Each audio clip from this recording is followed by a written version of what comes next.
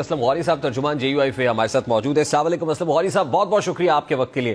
سب سے پہلے تو بڑا انفارچونیٹ انسیڈنٹ ہے بلوچستان میں جعفر ایکسپریس والا، اس پر آپ کا کوئی کامنٹ، پھر اس کے بعد پولیٹیکل ذرا معاملے کی طرف بڑھتا ہے۔ بہت شکریہ آپ کا۔ بات یہ ہے کہ بدقسمتی ہماری کہ ہم حالات کا جائزہ اس طرح سے نہیں لیتے جس طرح سے لینا چاہیے، اور ہم سمجھتے ہیں کہ آنکھیں بند کرنے سے کبوتر کی طرح شاید وقت گزر جائے گا۔ آپ کو یاد ہوگا کہ کچھ عرصہ پہلے مولانا فضل الرحمان صاحب نے قومی اسمبلی میں انہی معاملات سے بات کی تھی، کیونکہ جو بندے گراؤنڈ ریالٹی پہ ہوتے ہیں، جو عوام کے اندر رہ رہے ہوتے ہیں، انہیں صورتحال کا بہت اچھی طرح اندازہ ہوتا ہے، اور انہوں نے اس سے کھل کے بات کی تھی پارلیمنٹ ہاؤس کے اندر۔ اب اس کے اندر میں تقریباً 15-20 دن قبل آخری تقریر کی اس کے بعد بہت سے لوگ ادھر ادھر سے اکٹھے ہو گئے۔ خود وزیر اعلیٰ صاحب بھی سامنے آئے، مفتی صاحب، انہوں نے بھی کہا جی کہ مولانا صاحب کو بلوچستان کے حالات کا کچھ نہیں پتہ ہے۔ اس طرح کی گفتگو شروع ہو جاتی ہے۔ ہم حالات کا جائزہ لیتے نہیں ہیں۔ اصل میں سب اچھا ہے کہ راستے رہتے ہیں، کب تک ہلاپیں گے، ٹیکا لگا دیں گے، آپ اس طرح سے عوام تک آپ کی میسج نہ پہنچ سکے۔ میں سمجھتا ہوں کہ یہ معاملات بڑے خراب ہو رہے ہیں، اور بلوچستان میں کراچی میں ہوں، اور 15 روز سے بائی روڈ جو ہے یہاں راستے بند ہے، خزدار سے آگے بند ہے، اور پچھلے ایک ہفتے میں میرے کوئی 4 ذمہ دار شہید ہوئے ہیں، 2 خزدار میں شہید ہوئے ہیں، ایک تربت میں شہید ہوا ہے، تو اس طرح 3 خزدار میں ہوئے، اس طرح صوبائی عہدے تھا۔ تو یہ پوری صورتحال بلوچستان کی پہلے سے چل رہی ہے، KPK کی ہے، ہمیں سنجیدہ ہونا پڑے گا حکومت کے۔ دیکھیں، یہ سیاسی فیصلے لینے پڑیں گے۔ ہم نے لڑ کے مجھے یاد ہے بھٹو صاحب کے دور میں 74-5 تھا، یاد نہیں مجھے سن کون سا تھا، 73 کا، جب اکبر مفتی صاحب کی حکومت فارغ کر کے اکبر مفتی صاحب کو وہاں پر گورنر بنا کے ہم نے اس وقت سے فوجی آپریشن شروع کیا ہے، اور مری صاحب کی حکومت کو برطرف کیا تھا۔ تو اس وقت سے آپریشن چل رہا ہے، لیکن آپریشن حل تو نہیں ہوتا۔ غوری صاحب، don't you think this calls for some serious changes like political consensus is the key, جو سب سے پہلے ہونا چاہیے رادر دین کہ یہ ڈفرینسز ہوں، پرٹیکولرلی اس ایک ایشو کو لے کے تو سیم پیج پہ ہونا چاہیے پولیٹیکل پارٹیز کو۔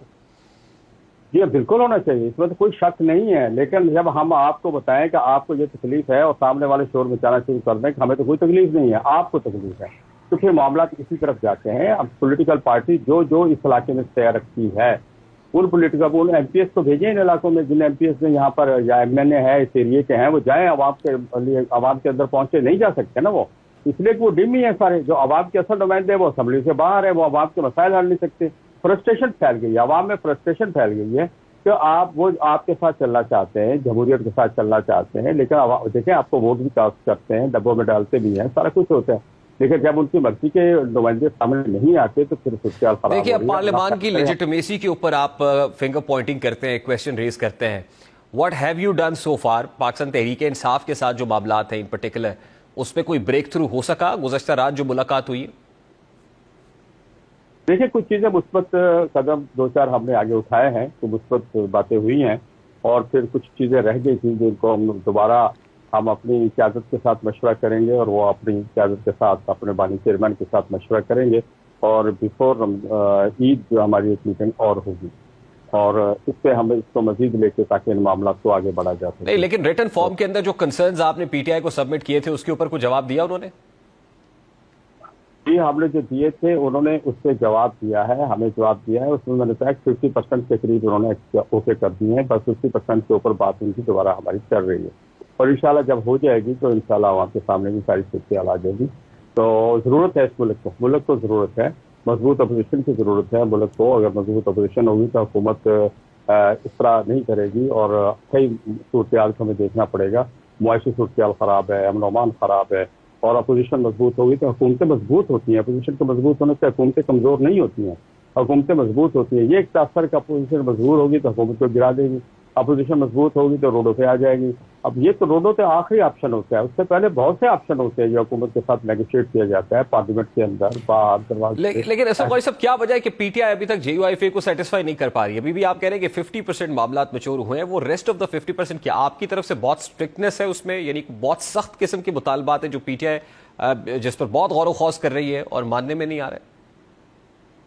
نہیں، ایسا نہیں ہے، وہ ہمارے جو 16 سال ان کے اور ہمارے درمیان میں جو فاصلے تھے، وہ ہمارے نظریاتی اور سیاسی اختلافات تھے، ان پہ بات ہو رہی ہے، اور کوئی اس چیز کی بات نہیں ہو رہی، کوئی عہدے کی بات نہیں ہو رہی، کسی حکومت میں شمولیت کی بات نہیں ہو رہی، کسی اتحاد کی سربراہی کی بات نہیں ہو رہی، اور یہ میں ایک چیز آپ کو کلیئر، اور نہ آئندہ یہ بھی بات لوگ کہہ رہے ہیں کہ آئندہ انتخاب میں سیٹ ایڈجسٹمنٹ، بالکل اس طرح کی کوئی ذہن میں سوچ ہی نہیں ہے صرف وہ جو 16 سال ہمارے درمیان میں جو اختلافات رہے ہیں ہم انہیں دور کرنے کی کوشش کر رہے ہیں، کیونکہ جب ایک اتحاد بنے گا تو پھر ہمارے اور ان کے کارکن اکٹھے ایک روڈ پہ کھڑے ہوں گے یا ایک جلسے میں کھڑے ہوں گے، تو ایسا نہ ہو کہ ہمارے وہ پرانی باتیں جو ہیں ان کی وجہ سے ہمارے مسائل نکلے اور کارکن بجائے اکٹھے ہونے کے آپس میں دست و گریباں ہوں۔ ایک دوسری بات یہ ہے کہ جو مسائل آپ فرما رہے ہیں، مسائل اس وقت کچھ پی ٹی آئی کے اندر ہیں جن کی وجہ سے مسائل پیدا ہو رہے ہیں، اور پچھلی دفعہ یاد ہے پچھلی میٹنگ میں یہ طے ہوا تھا کہ ہم دونوں فریقین ایک دوسرے کے خلاف بیان نہیں دیں گے، کوئی اگر شکایت ہوگی تو آپس میں بیٹھ کے پہلے طے کریں۔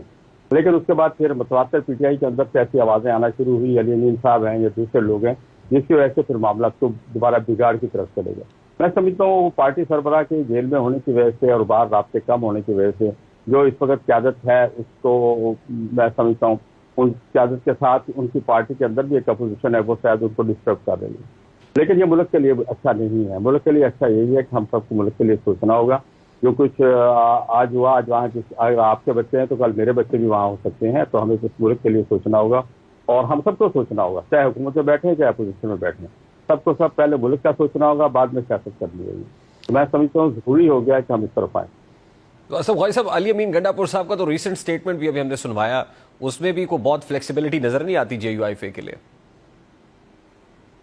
دیکھیں اگر نہیں آئے گی تو صاف ظاہر ہے پھر اکٹھا نہیں چلا جا سکتا نا جی۔ میں تو کارکن کو ہم کارکنوں کو روڈوں پہ کھڑے کر کے لڑوائیں گے تو نہیں نا، یہ تو پھر پی ٹی آئی کو بتانا ہوگا کہ یہ کس کی زبان بول رہے ہیں۔ اگر وہ ان کی زبان نہیں بول رہے ہیں، جو پی ٹی آئی کی رات کی عادت تھی ہمارے ساتھ بیٹھی جن کے آپ نے نام بھی لیے ہیں، تو وہ سارے ذمہ دار تو ہیں۔ سلمان اکرم راجہ سرما سیکرٹری جنرل ہے پارٹی کے صدر، وہ بیٹھے ہوئے تھے، اور اسد کیسر ہیں یہ لوگ۔ اگر یہ ذمہ دار نہیں تو کون ذمہ دار ہے؟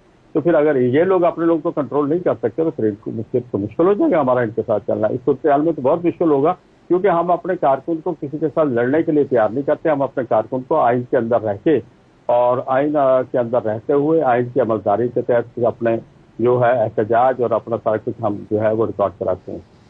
گزشتہ رات کی ملاقات میں مولانا فضل الرحمان صاحب موجود نہیں تھے، ان کی ایبسنس کو مصلحت کے تحت تھی؟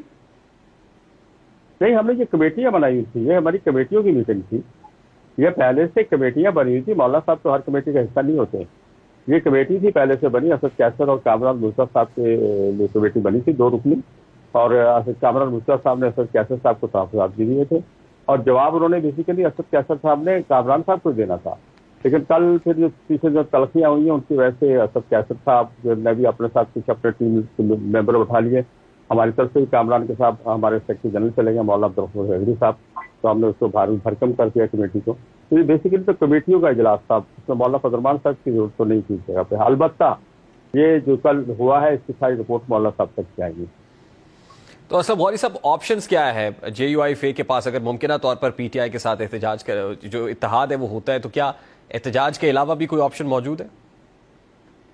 دیکھیے آپشن میں نے عرض کیا نا کہ آپشن تو ہم پارلیمنٹ کے اندر بھی اکٹھے ہو کے حکومت کو مجبور کر سکتے ہیں کہ وہ اپنے معاملات، بس مسئلہ اپوزیشن کا یہی ہوتا ہے کہ حکومت کو مجبور کر کے معاملات کو سیدھا کیا جائے، تو ہم حکومت کے ساتھ اس پہ بیٹھ کے بات کر سکتے ہیں اگر ہم آپس سے پہلے اسٹرانگ ہو گئے، مضبوط ہو گئے۔ میں اس پہ کچھ اب میں وہ گلے کرنا نہیں چاہ رہا، بہت سے گلے ہوتے ہیں۔ مثلا 26 یعنی ترمیم کے بعد ہماری ایک کمیٹی بنی تھی پارلیمنٹ کے اندر، وہ سینٹ میں بھی تھی اور قومی اسمبلی میں بھی، لیکن اس کمیٹی کا کل تک کوئی کسی بھی معاملے میں پی ٹی آئی نے ہمیں اعتماد نہیں دیا۔ حالانکہ یہ تھا کہ ڈے ٹو ڈے میٹر میں ہم آپس میں بیٹھیں گے، مشاورت کریں گے، لیکن انہوں نے ہمیں اعتماد میں نہیں لیا تھا۔ اس طرح کی چھوٹی چھوٹی باتیں ہیں جو بڑی نہیں، لیکن انہیں شکوہ یہ ہے نا کہ اس پرٹیکولر میٹر کے اوپر آپ حکومت کے ساتھ ملے، کہیں نہ کہیں فیور حکومت کو کیا آپ نے۔ یہ تو سب کو پتا ہے، آپ کے پاس یہ ویڈیو پڑی ہوگی، آپ حکومت کے ساتھ نہیں ملے، حکومت سے 34 کلاسز ہم نے ڈیلیٹ کریں گے۔ یہ ہمارے ساتھ آخری وقت تک ہی رہے ہیں، ایک قوما کا فل اسٹاف ہر چیز ان کی مرضی سے ہوا۔ جو آئی ڈی بینچ ہے وہ ان کی تجویز ہے، کسی کی تجویز نہیں تھی۔ اب یہ بعد میں اگر یہی تو وہ باتیں ہیں جس کی وجہ سے ہمارے ان کے درمیان جو فاصلے کم ہوتے ہیں پھر بڑھنا شروع ہو جاتے ہیں۔ تو ان چیزوں کو کنٹرول کرنے کے لیے جو مذاکرات ہو رہے ہیں ساری چیزوں کے۔ اسد غوری صاحب، لاسٹلی کیا مدارس بل پہ سپورٹ مانگی آپ نے پی ٹی آئی کی ان ریٹرن، اس اتحاد کے ان ریٹرن؟